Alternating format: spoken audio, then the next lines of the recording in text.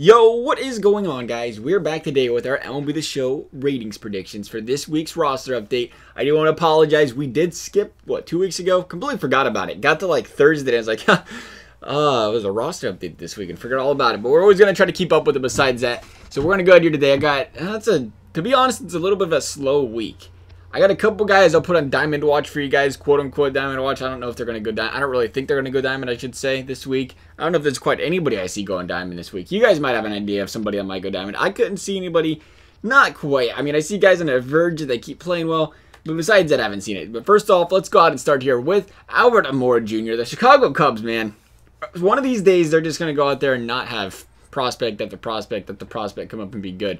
I'm always so jealous. The Cardinals do the exact same thing.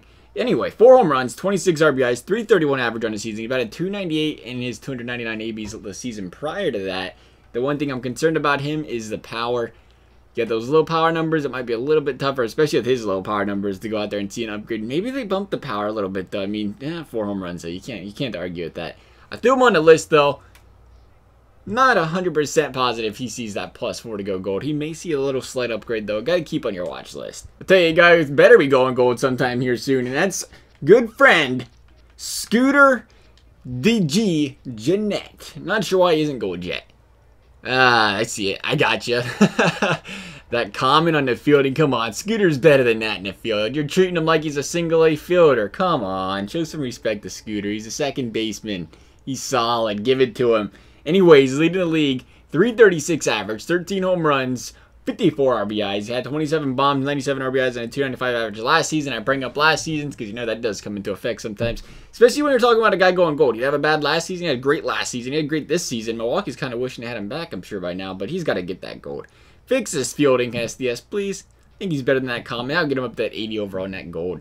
Next up, we got here, visiting Jesus himself, Mr. Jesus Aguilar, 313 average, 19 homers, 55 ribbies, getting his chance, man, to play his first 162 of his career. He's batting .410 over the last 2 weeks. He's on fire. Come on. +5 might be tough. +2 or 3, very likely. Maybe they bump up them fielding stats. He can't be that bad of a fielder either. These guys got to earn their fielding respect, I guess, and they're younger still. Moving over to the Oakland Athletics, we got Blake Treinen.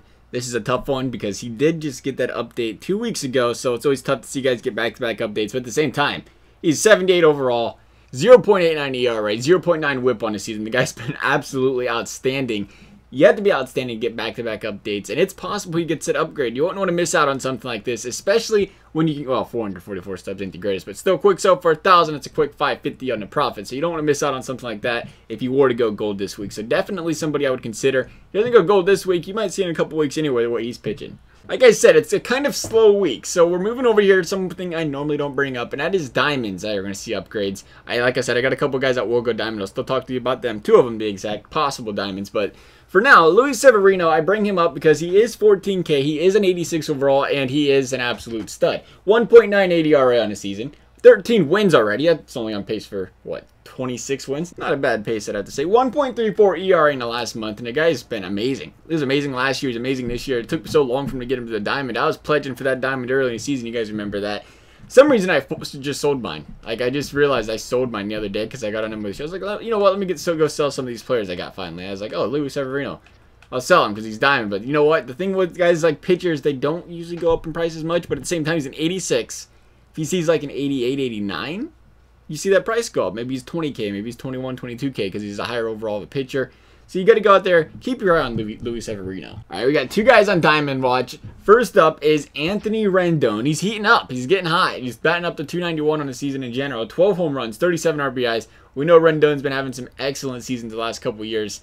And at an 83 overall, he doesn't need much. He only needs a +2 to get that diamond. Like I said, right now, he's heating up. He's in the process of heating up. So you got to keep your eye on him because I don't think they bump him just yet. But it's Anthony Rendon. The guy's been amazing lately. If he goes out there, you know, 2 more weeks of greatness, maybe a month, and they start considering, let's give him a diamond. They're going to start thinking about it. Get on the bus early. Keep your eye on him because at 4K, pretty good buy. Just make sure he doesn't go out there and, you know, drop the ball and drop like 100 batting average in the next 3 weeks. Then you might want to drop him for that 4K real quick. Now, someone I do think gets an upgrade this week is Jon Lester. I don't think he goes diamond, though. I can't see the big +4 jump in 1 week.